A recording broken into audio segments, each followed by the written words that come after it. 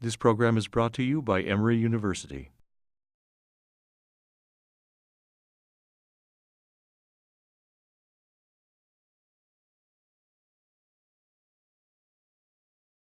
Hi, I'm Boyuan from China University of Political Science and Law, and I major in administrative law.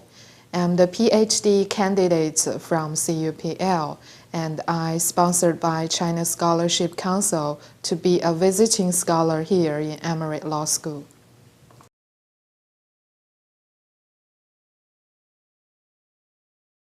Well, I interested in feminism for a long time.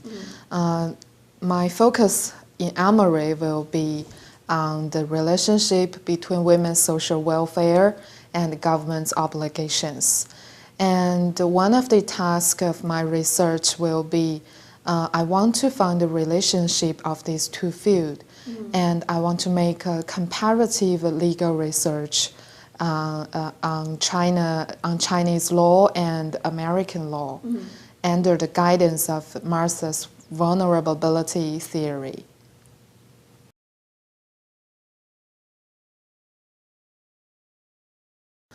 My interest in feminism stemming from my college times.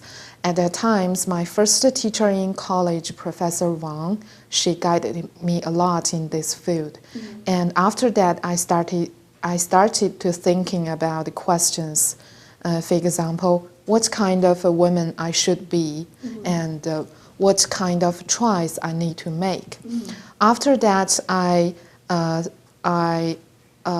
make some research on the women's social welfare and obligations of the government, because I found that many of my female classmates experience many gender discriminations when they go into the job market. Many companies didn't accept women just because their traditional family role. You know, women, when they came into the family, they are the caretakers, and they must take the responsibility of caring their family, their husband, their children. But companies think that if they employ women in the future, they will cost many money and time on this problem. And this will lead them into disadvantages in the comparative commercial world. So I decided to think about these questions, how this kind of difficult was born. So after I started my PhD degree in administrative law, I found that maybe I found a way to solve these questions. The way is that the government need to take more responsibilities to help the women to solve this problem.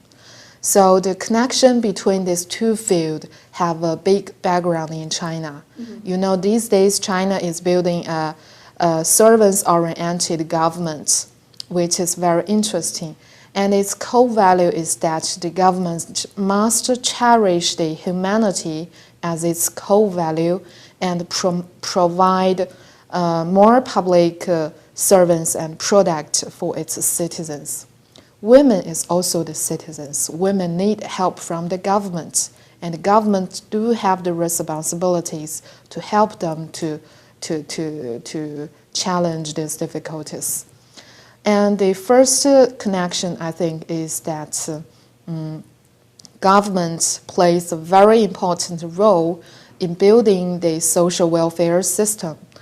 For example, in the example I mentioned in the above context, the companies really have many worries. They worry about the burden of the women because these burdens should be taken by the government instead. But now these burdens are taken by the companies. So maybe it's not fair for companies, so they don't want to employ women. So as a result, I think if we have a better social welfare system, maybe it will diminish the companies' worries and protect women's rights instead. So I'm interested in. And the second reason is that because a social welfare system can help the government to achieve their goals. For example, good order. And we are all women, and women's social welfare is not only about themselves, it's about their families, about our societies. So if women can live in a peace and safe societies, they will be live happier. For example, if a woman was divorced, but when she made her choice to be a housewife in her family, she will sacrifice her work. But when she divorced, she will lose her financial support from the family. It will be very terrible. And I think a government should help these women to came across, to overcome these difficulties.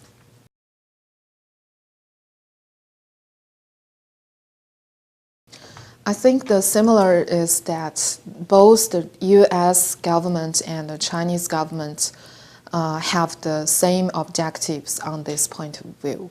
They also want their citizens to live a better life. They want the women in China and the U.S. to live a happier life. For example, in China, there are many kind of women choose to live a new style housewife.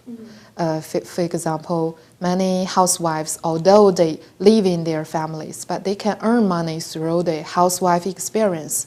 They open many blogs on the internet to share their experience of cooking, and after they became very famous, they will publish some books about cooking. So these women can choose their own life to live a happier. But there are some other women who can't make their own choice. They don't have the condition to live a happier life, to live a happy life. So the government can help them through the social welfare system to help them to feel safe, to feel happy, and don't be afraid of any pressure from the outside world. And the difference is that I think the feminism takes a different role in the United States and in China. For example, in recent days, the presidential election is coming, and we can experience many relevant topics about women and feminism in newspaper, in internet, and we found that feminism really influenced America's legal process. And they can talk about feminism when people choose their president in the future. And feminism legal theory really contributes a lot in this point of view. Compared with China, maybe our feminism needs to develop in the future for a long time. But luckily and fortunately, there are many young scholars who are interested in this field. They started to think about questions about women, about feminism, about social welfare. So I know that many girls are very interested in feminism because when they face the society, they find many pressure, prejudice, and some sort of things of that. And I think this will give us a bright future of China to let the feminism come into people's daily life.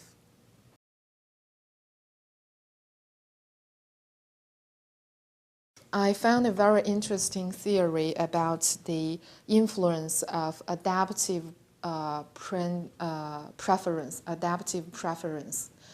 That adaptive preference means individuals are adaptive to many unfavorable conditions, even if themselves can't feel this kind of condition exists. And sometimes they even think this kind of unfavorable condition is normal. For example, women will think that men can take a higher education, it's men's privilege. They even don't think that they themselves can also accept a higher education. So I asked myself, is there any other similar situation that exist in my life, I found, yes, many. For example, these days, left girls in China became a very hot topic. I will explain the meaning of leftover girls. These girls means who married in a very late age, for example, more than 30. These girls was left because they married late. So many girls are afraid of to be leftover girls, and they run into the marriage without rational thinking, without very very suitable prepare to the marriage. This kind of situation also exists in the other field.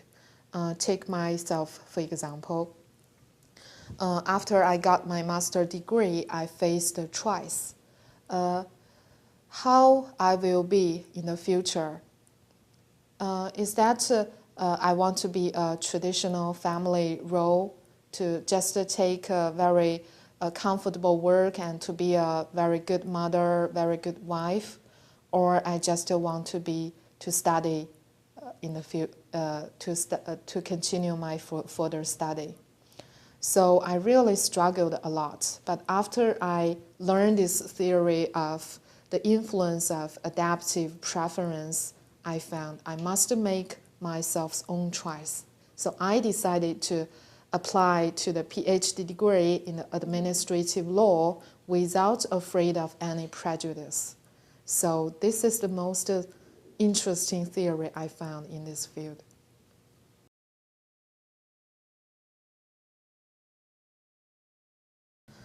I think the major is because Martha's vulnerability theory.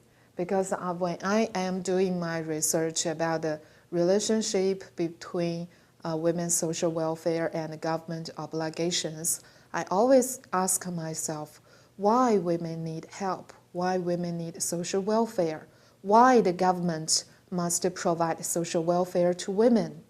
I'm still curious about this series of questions. But when I found Martha's vulnerability theory, I found I got the answer. And I'm really very happy to work with Martha Feynman. And after I come into Emory, I found I made a right choice, because Emory Law School and the Martha's FLT project really provided me a lot of materials. These materials included women's social welfare and the state's obligations, which will help me a lot in my research.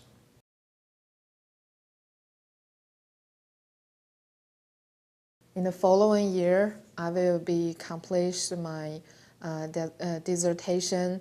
I want to do some deep research on this topic. After that, I will go back to China to get my PhD degree in administrative law. And if luckily, I really want to do my postdoc research in Emory here. And if I would be a college teacher in the future, I think I want to open a course about feminism and the law, about feminism and administrative law. I want to use these theories to guide the girls who is curious about themselves and give them a direction of their future. I want to tell them that women can make their own choice. Women can chase their own dreams without afraid of many prejudice.